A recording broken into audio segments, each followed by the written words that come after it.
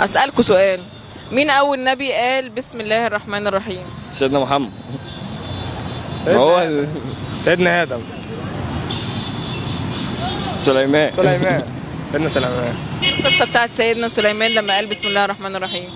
اللي هو لما هاجم من الجنود وكده في النمل، لما النمله دخلت الحجر والموضوع ده ولا ايه يا اسطى؟ قول حاجه. انت بتهبط بان عليك.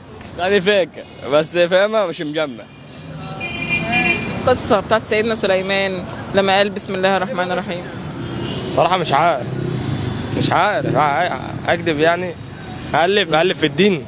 ما تألفش في الدين. صح. كده اصلا غشيته ان هو الاجابه سيدنا سليمان. لا ما اقول السؤال تاني.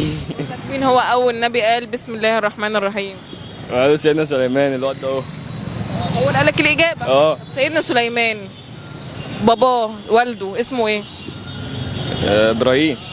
سيدنا ابراهيم. سيدنا داوود اعتقد. صح. داوود. سيدنا داوود بقى ربنا سخر له ايه؟ الحديد، لا ينفذ الحديد. ايه كمان؟ الخشب. كانت الايه بتقول مش عارف الموضوع بيجي بال.